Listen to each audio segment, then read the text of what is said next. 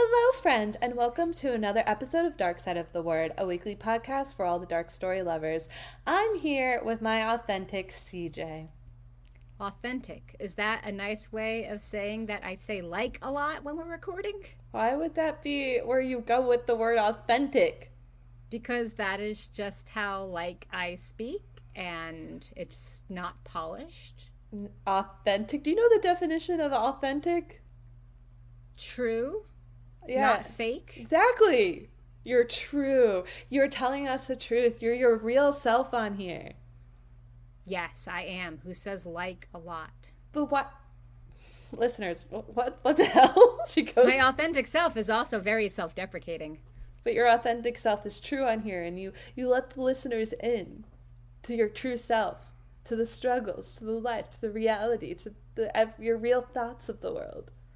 Okay, we'll go with it. Not your best adjective, but we'll go with it. God damn it. Effervescent was better with the other podcast episode. You may use that one again if you see fit. All right, and to give everyone and their an update. Pterodactyls are in the background today. Exactly. Sorry, that's gonna happen because I can't stop them. They're birds, so they are birds. Not pterodactyls, just to be clear. Yeah, even though I think birds are still technically dinosaurs, they're from the dinosaur age. Yeah. Anyway, we did it again, friends. I'm Kait. I'm here. Hi, Kait. Yeah. Wow. Anywho, today is probably one of my favorite podcasts. I don't know how to rank these anymore, but it's our content recap episode where we share what we've consumed for the past month, weeding out the bad from the good so that you don't have to. And because my creative side has been bullshit this month, I've really consumed the content. I'm filling up the well. I have been filling up the well.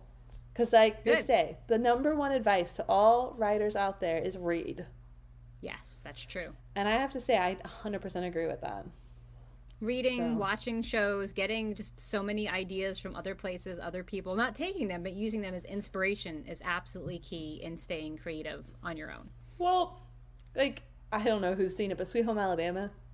Oh, who hasn't seen Sweet Home Alabama? So, as I'm sure you've seen from reading the book Praces, there's the lightning in Sweet Home Alabama, how he gets, like, the artwork from the lightning I did strikes. think of that immediately. Yeah, that is inspired from Sweet Home Alabama. So that's, like, getting, creative, well-filling content to add to, what's going on. Yeah, that was definitely... I love that. Yep, mm-hmm.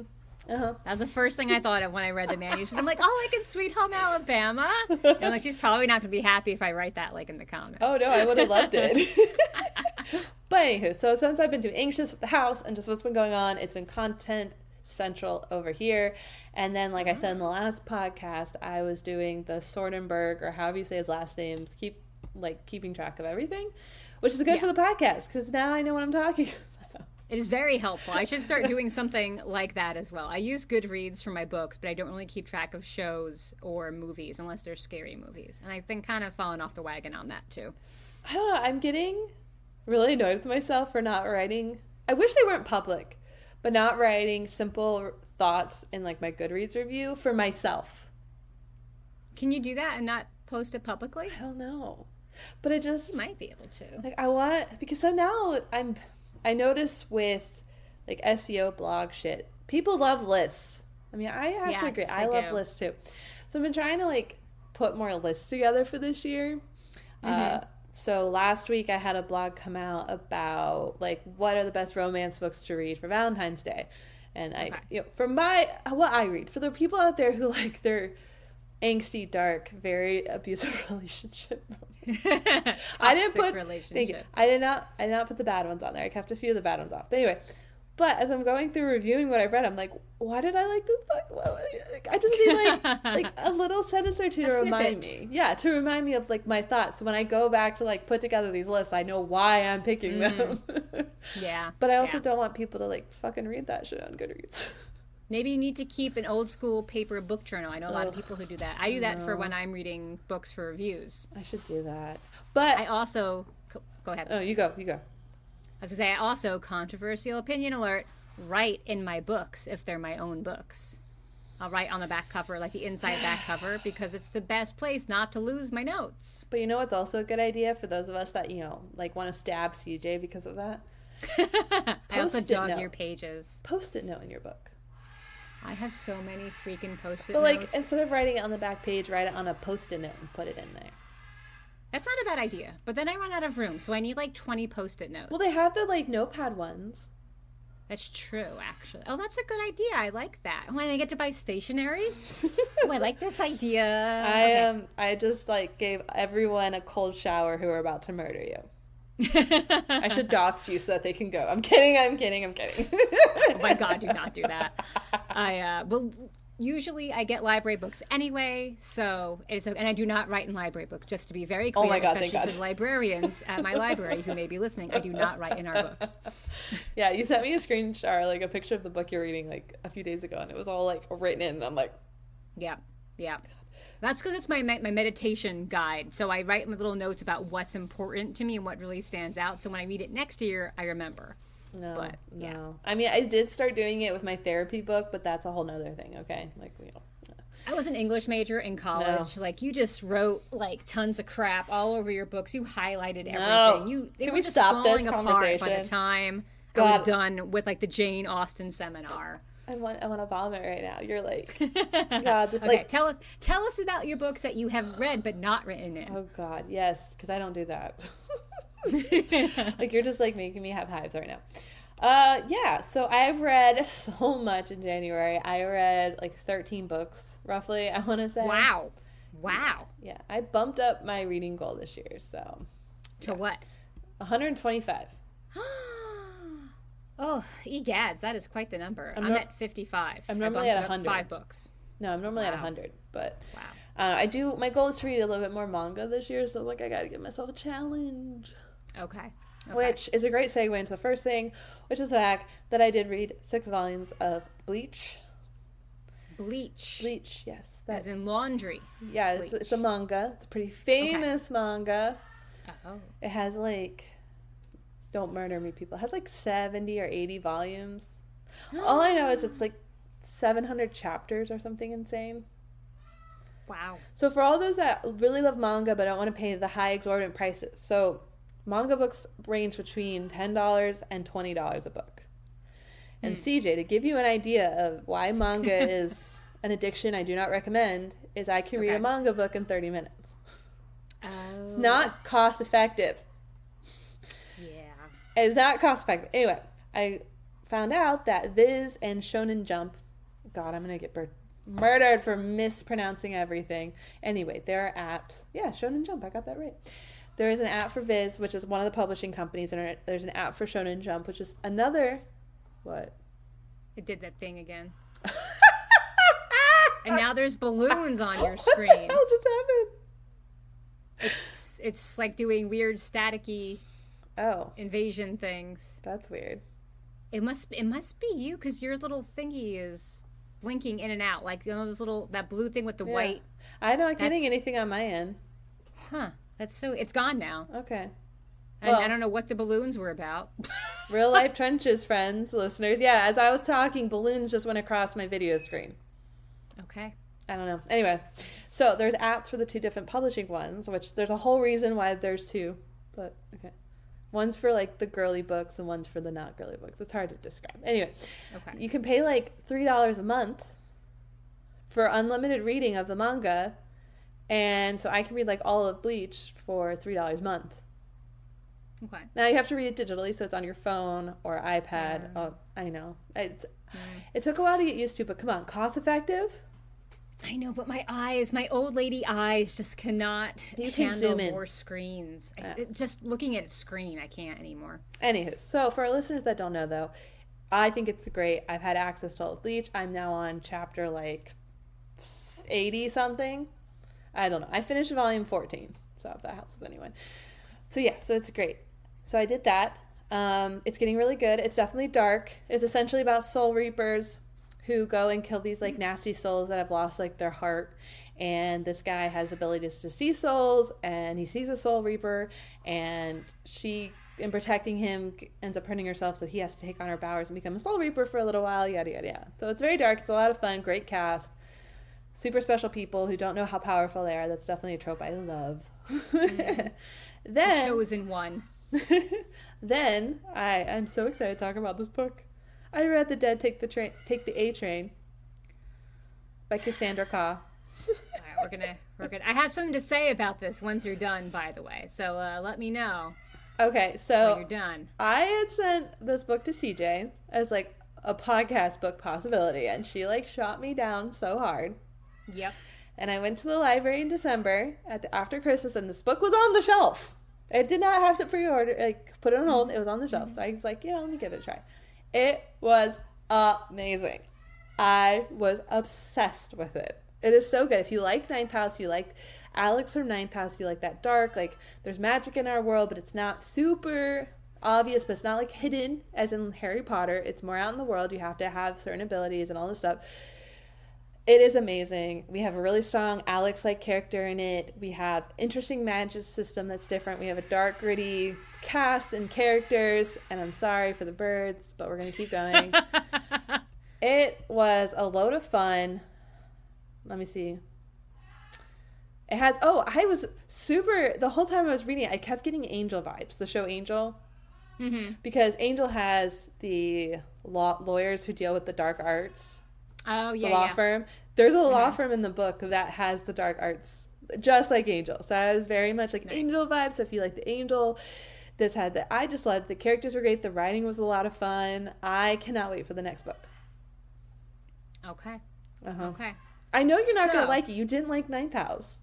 Well, okay. So I want to explain to our listeners why I was so set against The Dead Take the A Train by Cassandra Khaw. So I read last year, I think it was, a book called a novella actually, called Nothing But Blackened Teeth by Cassandra Khaw. And the book has an amazing cover. It looks spooky as hell. And I was like, this is going to be freaking great. And then I saw the title, which is Nothing But Blackened Teeth, which is an amazing title. I'm like, this is going to be great. I start reading it. This book, the only way I can describe it is flaming hot garbage. It is the worst writing I have probably ever seen. It's like pretentious bullshit that a person who thinks they're good at writing would write, and actually is really horrible at writing. And I don't like to say this about people because I know what goes into writing, but this honestly was some of the worst stuff I have ever read in my entire life. So when Kate, you were like, we should read The Dead Take the A Train, I'm like, there's no way this woman could ever write anything I would read again.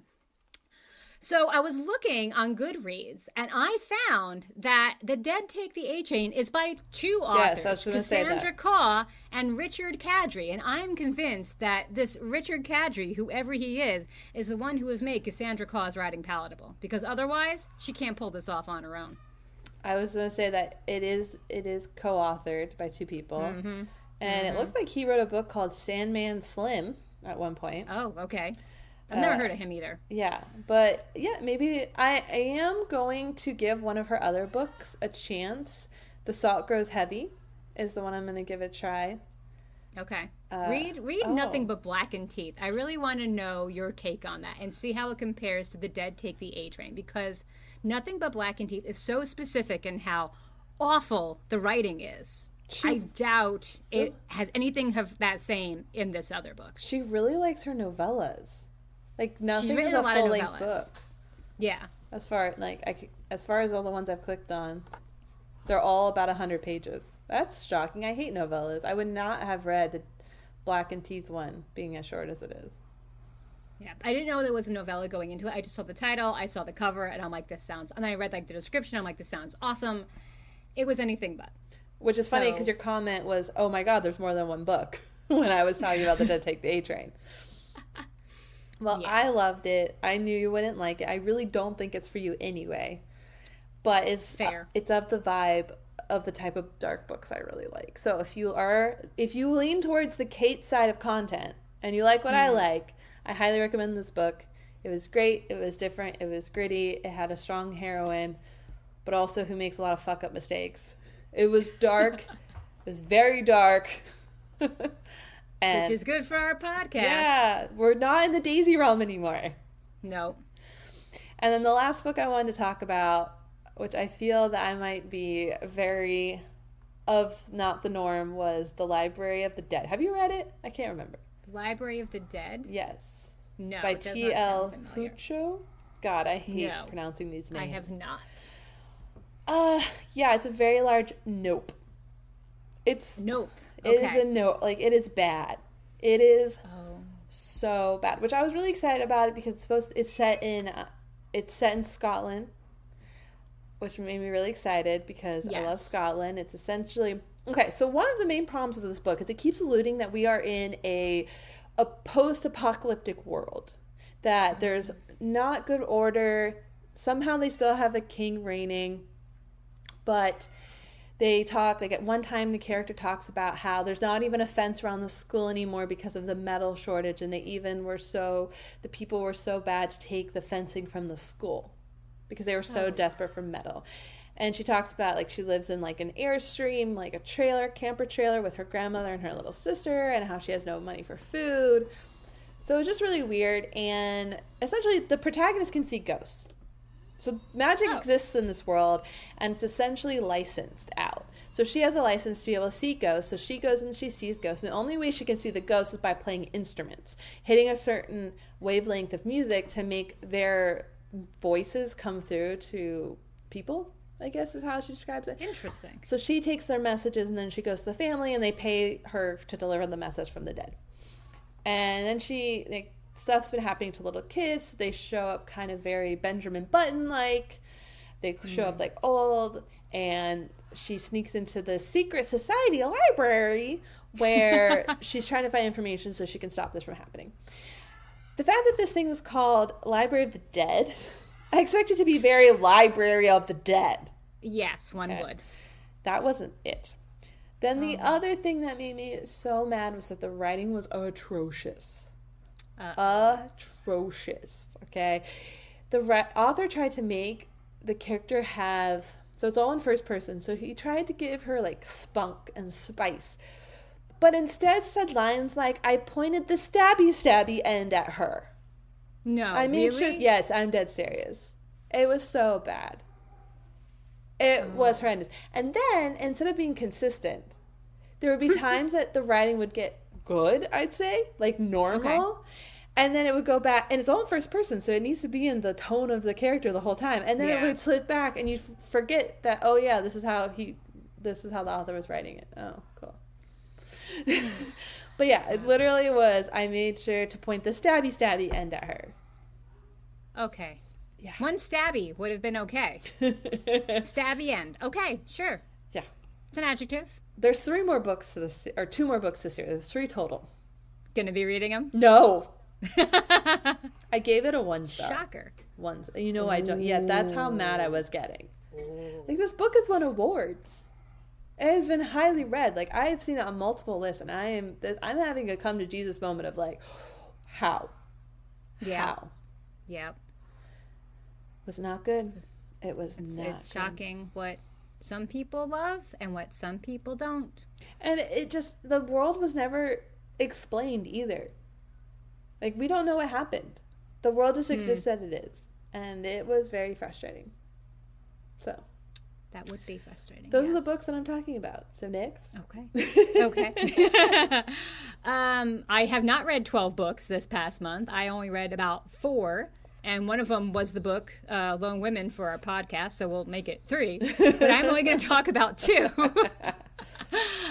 So my portion of this segment will be considerably shorter. So the first one that I'll talk about is The It Girl, which came out last year from Ruth Ware. I'm pretty sure everybody knows who Ruth Ware is. She has a ton of bestsellers. I have a very hot and cold relationship with Ruth Ware books. Like, I love The Turn of the Key, which I reviewed a while back on wellreadtart.com, and I thought I would love The Death of Mrs. Westaway, but I couldn't get into that one. And then her other books, I'm kind of here and there all over. I'll seem to love one and then hate one, love one and then hate one. The It Girl, I actually liked. It was pretty entertaining, even though there's nothing terribly unique about it. Did I know who the killer was very early on? Yes. Did that diminish my enjoyment of reading the story and learning about the characters and watching everything unfold? No. I was just happy to just go back to the book and keep reading, because overall, I like how Ruth Ware writes, for the most part. Sometimes I don't, but for the most part, I like how she writes. It's set up at a... I'm shook. I didn't realize I read 2 of her books. Oh, really? Which ones did you read? The Woman in Cabin 10. Okay, I like that one. In a Dark, Dark Wood. I did not like that one. I don't remember reading them. Yeah, her books are never terribly... As I said, it wasn't terribly unique. when A Dark Dark Wood came out, In a Dark Dark Wood, I wasn't impressed with it. I again knew what was kind of happening early on, and I was kind of shocked at how much sensation her book was causing in the literary world, because she just blew up right away. And it wasn't until I read Woman in Cabin 10 that I started to really like her work and appreciate her writing more. And now I can pretty much fall into her writing and enjoy it, even if the story isn't too unique or shocking or, I don't know, entertaining, I guess. But this one was pretty good. If you like a thriller that's a little bit murder mystery, that involves complicated relationships and love triangles and has a little bit of crazy rich Asian vibes, give this one a try.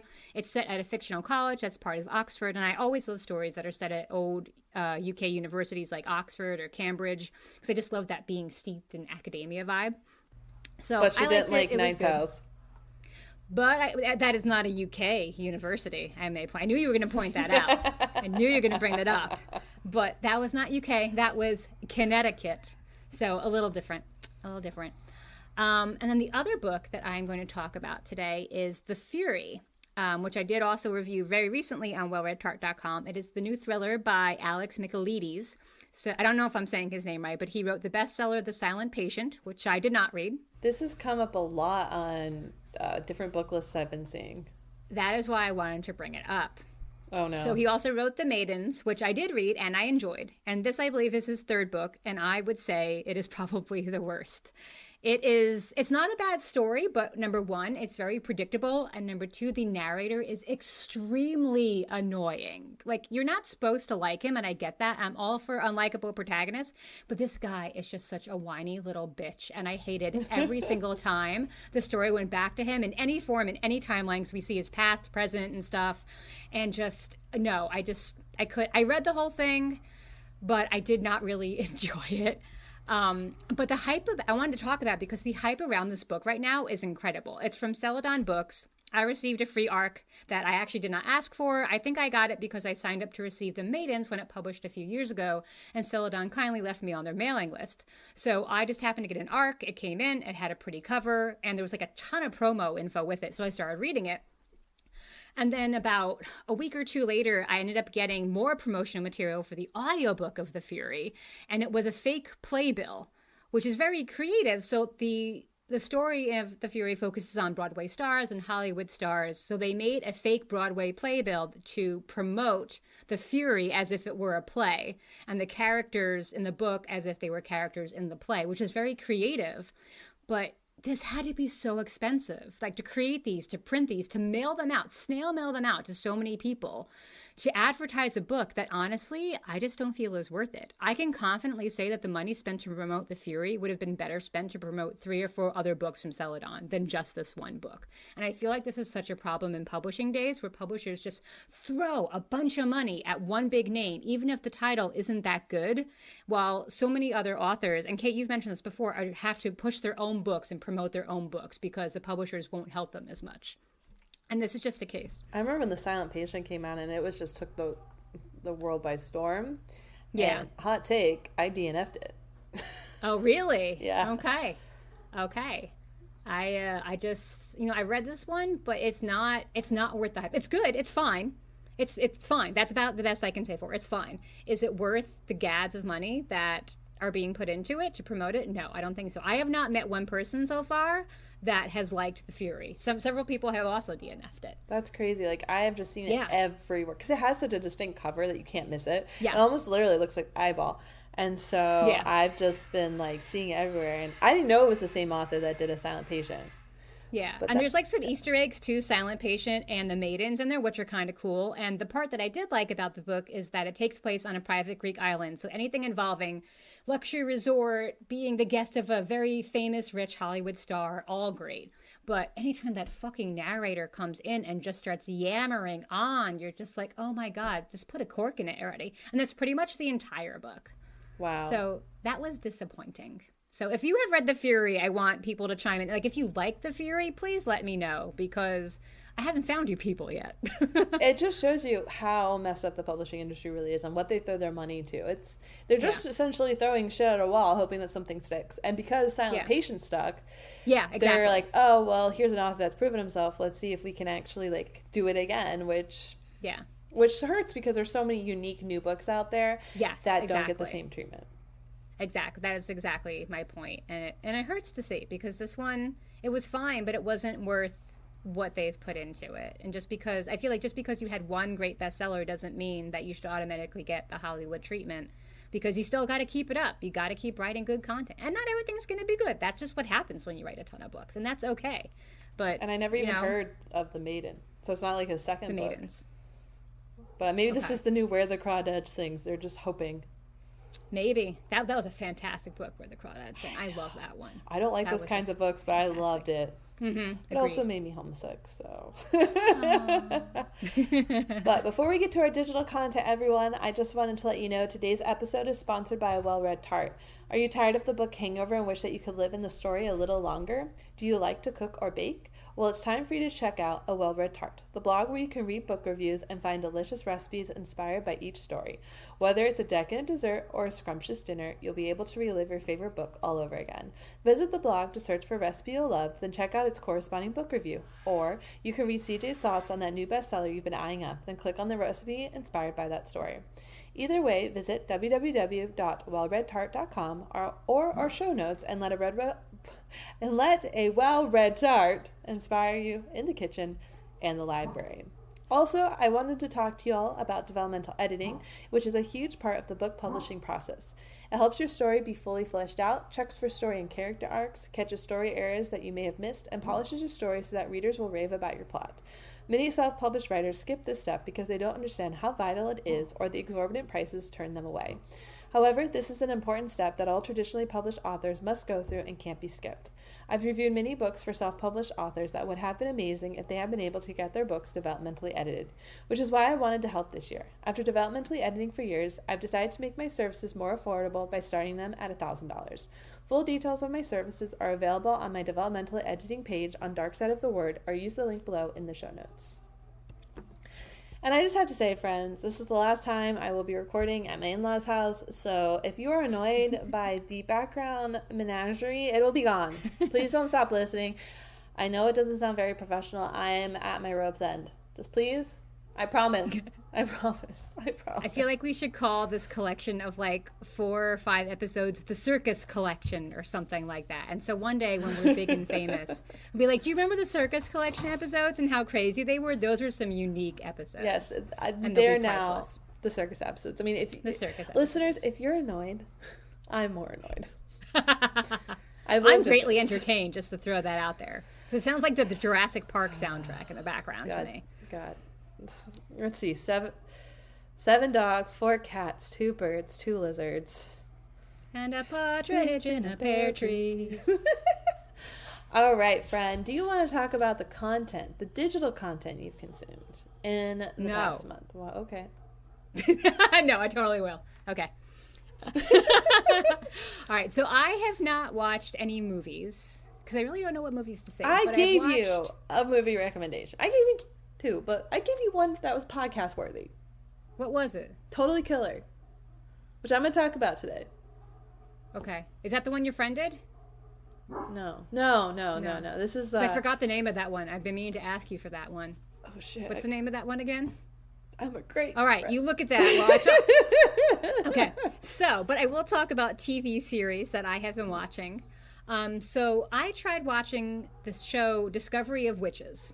So if you're a tartlet, you know that I tried reading The Discovery of Witches, the first book in the All Souls trilogy, and I hated it. I DNF'd it. We do know basically, this? Huh? We do know this? Well, if you follow the blog, yes, you know that. Okay. So basically I feel it's Twilight meets Harry Potter, but for adults, but not nearly as well done, in my opinion. But I was disappointed because the premise just sounds really fun and spooky and dark academia-ish, again with like the Oxford and the Cambridge vibes that I love so much and the other stuff. But the book was just super slow for me. So people told me that I might like the TV show since it cuts out a lot of the long-winded parts of the book that just I couldn't get into. So I tried watching the TV show. I made it 3 episodes in, and then I stopped watching. Oh, isn't it on some weird channel too? It's on something. I had like a free subscription or trial period. So I started watching it, and I found it just as annoying as the book. Like, the acting is really bad. I feel like there's zero chemistry between the main characters, both in the show and the book. It just translated right to the show. And other than the amazingly cozy-looking sweaters that the main character is wearing, I found nothing to recommend the show to me. And I was disappointed yet again. So I just think I'm not a Discovery of Witches fan, unfortunately. That makes me so sad because it's definitely on my list. You should try it because so many people love it. I kept comparing it to Twilight in my head, which I know people are going to yell at me for. I absolutely loved, and Kate, I know you did too. So to me, this was like the poor man's Twilight. And I know people were like, how can you even say that? Because Twilight was so awful, but I loved it. I went to Forks, everyone. I went to Forks. It's Twilight meets Harry Potter for adults, but much slower. And the beginning's not too bad because it has all those dark academia vibes, like I said, but it just takes a while to get to where you're going. And I can't believe there are 3 books about this. So I think you should try it because mostly everybody I know who has read it absolutely loved it. So you give it a shot and you let us know what you think. If people love Twilight, though, they actually love it, but want a better version of Twilight, they should read Crave. Because the books are amazing. The one I'm working on right now, which is the second from the last one, is not good. I will say. It is not good. But the rest are really, really good. Okay. Crave. Yeah. It's literally Twilight. Like, her parents die. She has to go to... This time it's Alaska. Oh, I instead like of Washington. But way better heroine. Hilarious writing. Okay. I wouldn't say better writing. I just said hilarious. Hilarious, right. But noted. Also way better love interest. Like, whew. I found Edward to be quite compelling, but okay. Well, this one... Okay. I also am an Edward fan. Okay. Maybe I will pick up some Crave then. All right. The real... Oh, God, I'm going to spoil something for a second. The real love interest comes in book 2. Anyway. The Edward is in book 1. Okay. Or not Edward, sorry. The Jacob is in book 1. Oh, a little backwards. Okay, interesting. So I did look it up while you were talking. It is called Dying to Sleep. Dying to Sleep. Yes. Okay. It is for rent on Amazon for $3. But I would also love to say that it has 190 reviews on IMDb. Are they good reviews? It has an average of 8.5 out of 10. Oh, that's really good. I'm just impressed that many people have reviewed it. So, okay. That's awesome. I did give it a really high rating.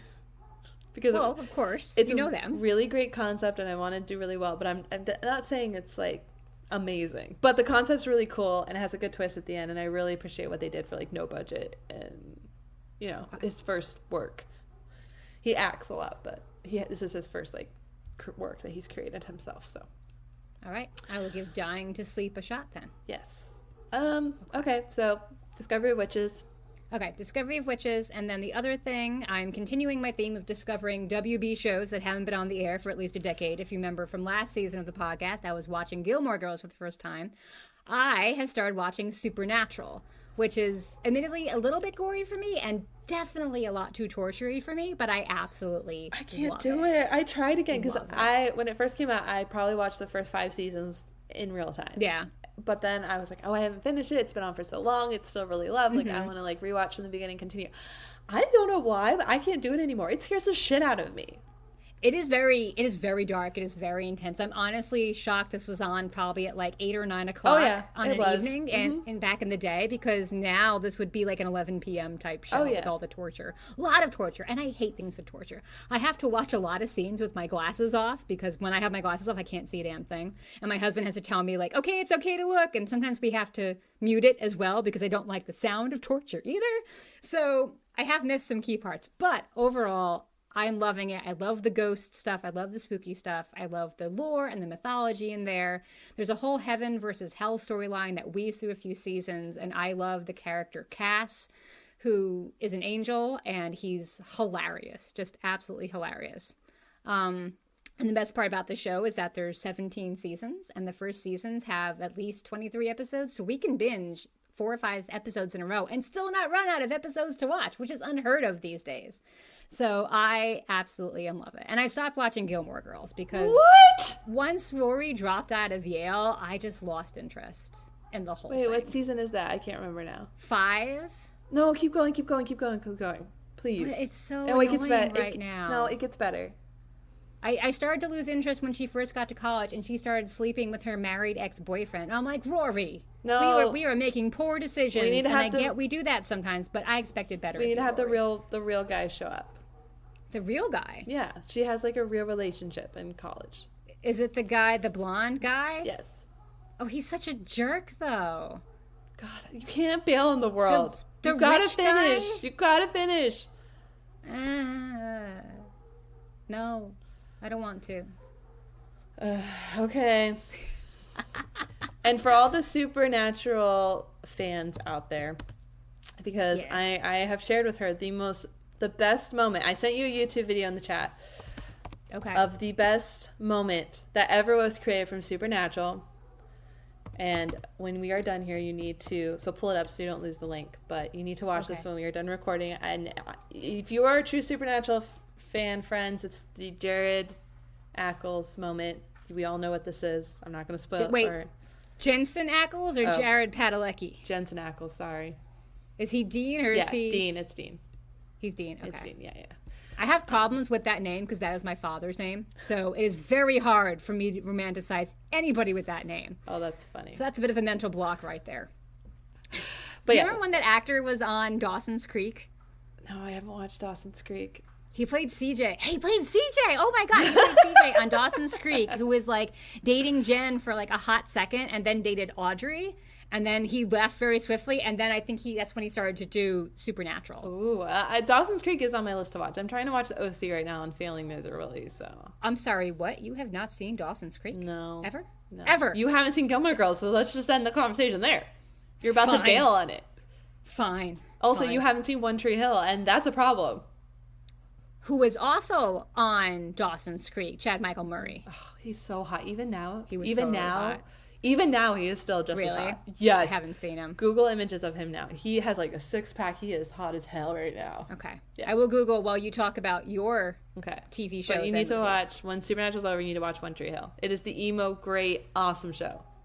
Okay. I'm not very emo. You know that about me, though. Well, give it a try. All right. So I actually have 4 things I want to talk about. One of them is a PSA to everyone, which will be the last one. But speaking of your loving dark academia from like the British academia. Okay, so this one's Oxford. Ooh. I watched Saltburn. I don't know if you've seen the trailer. I've heard of that. So it's by the same person who said A Promising Young Woman. So it's the same writer-director who did A Promising Young Woman. Okay. It's not at all what I expected. I feel like I'm scarred. I am scarred. It is on Prime right now, so it's available for streaming. Yeah, I'm scarred. I didn't tell you how much I'm scarred. You seem very scarred. Yeah. I'm happy I watched it, but I'm scarred.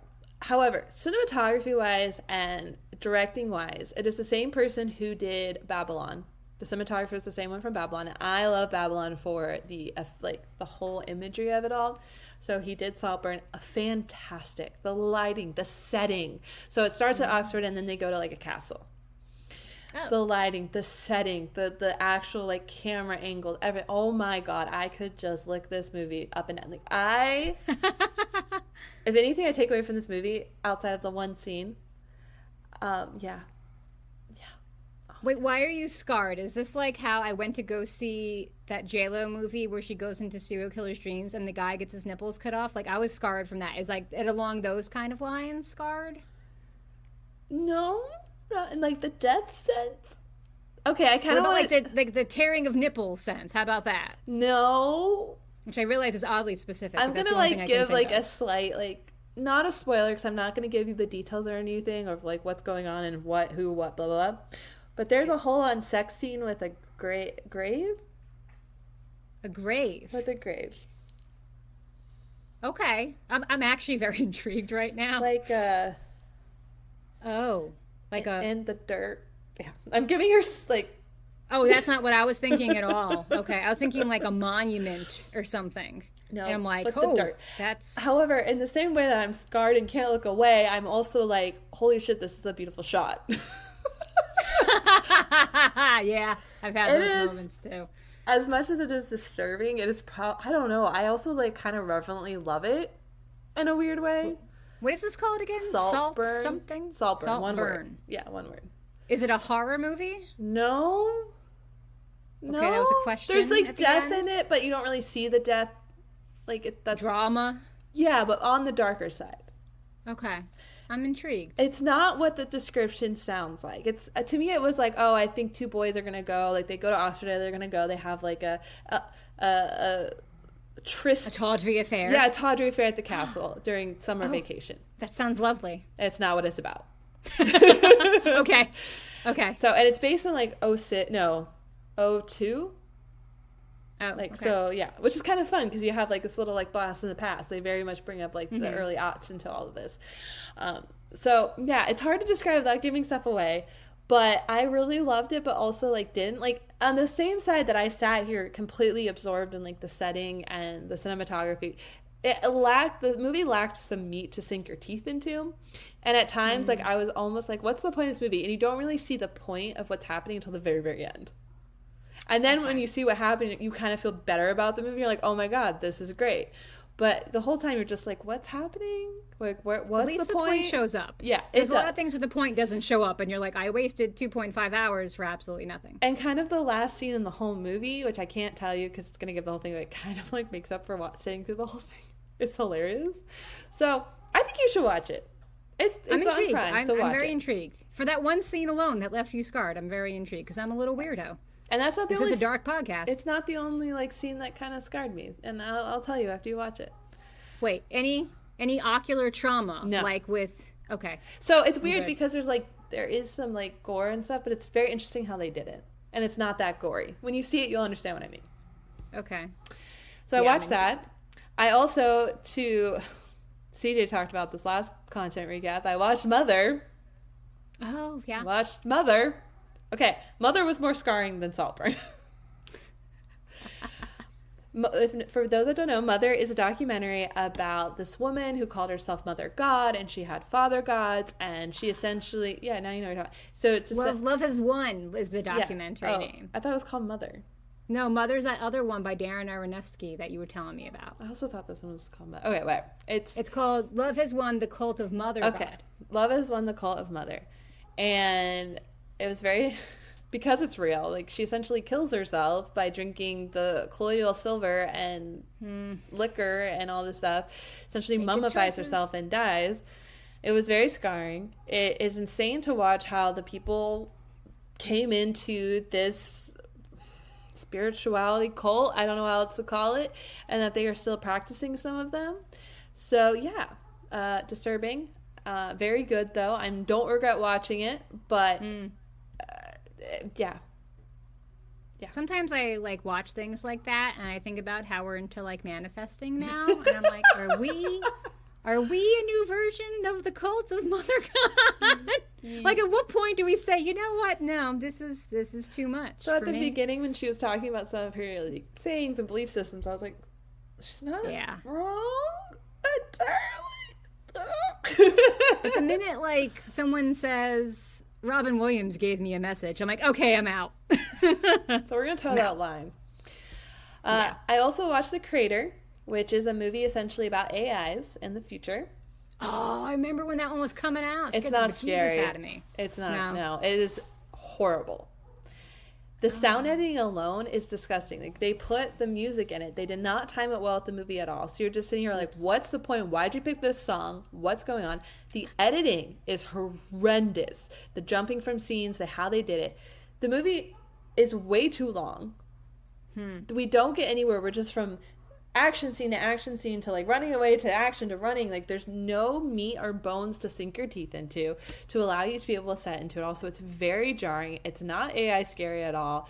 It's massively predictable. At like the very beginning of the movie, I figured it out, and then it borders on canceling. And I know I don't cancel shit, but the writer has some serious like issues with the Asian culture. Like, he really does not. Goodness. It's bad. It's really bad. Like, when you watch it, you're just like, did no one like kind of like check this movie first? Because you're really like, you have an issue. Yeah. So, it's interesting that you say that this movie is so bad, because when it first came out, when it was first advertised, it was coming out right when AI was making all the news. And I wondered if they just pushed this out quickly and came up with it quickly, pushed it out quickly just to coincide with the whole AI craze. And now that you're saying that it looks very rushed and poorly done and poorly edited and all that, maybe it was just something made up and shot and put out within 6 months. Well, I'm the exception to the norm. So if you actually go look at people who talk about this movie, so supposedly this movie breaks a whole bunch of not box office, but barriers, thank you, because it is essentially one of the cheapest budgeted sci-fi movies that does not look cheap. Like, supposedly the budget that they worked with and what they were able to pull off is astronomically amazing, and it's essentially changing the entire game of making sci-fi movies. And so everyone, do you think it looks cheap? No, it didn't. I actually was very impressed. They have futuristic laser guns and stuff like that, and it like Star Wars style kind, and it was amazingly done. Like, I didn't actually realize that the budget that they had was as small as it was, especially because they got the lead actor. Don't remember his name now. He is definitely one of the high paid. He was in Tenet. The lead actor was in Tenet, so he's not a cheap actor. John David Washington is the lead in it. It's also very kind to AIs. They have their very personality. Like, it's a fight of, now that AIs are advanced and are people essentially, like, how do we treat them? Yeah, it wasn't good. It wasn't worth it. I really regret watching it. Nope. Nope. I wasn't going to watch it. Still not going to watch it. Thank you, though, for that recap. You wouldn't be scared at all. It's not scary about AI taking over. It's not like Terminator. Doesn't matter. Don't watch the movie AI then. I did. That terrified me. Oh, I love that movie. Yeah. And the last thing I wanted to I actually want to talk about it real quick, because I wanted to give everyone a PSA on this, because I am horrified and kind of upset that this is what's getting made. But I watched the miniseries Beef, which has Ali Wong in it. And I just tell everyone, do not watch this. Do not watch this. I don't care if it won awards. Do not watch it. It is the most depressing, seriously mentally unstable movie, or show, I guess is technically the term. It romanticizes depression and anger and issues, and the ending doesn't even show the characters making an arc of getting better from all this. But I was excited because at the very beginning it was kind of funny, but it starts with a road rage moment, and then how these characters escalate it further and further and further, and to the point that, like, people die and really bad shit happens, and how they literally just essentially destroy each other's lives. And it wasn't good. And it made me really upset, to the point that I sat there and was like, why am I watching this? This is definitely destroying my mental health. Wow. Yes. And it didn't, like I said, the ending didn't even make it to where they had a message at the end to, like, say, don't do this. Like, let's be happy. Let's work through it. Be kind to others. No.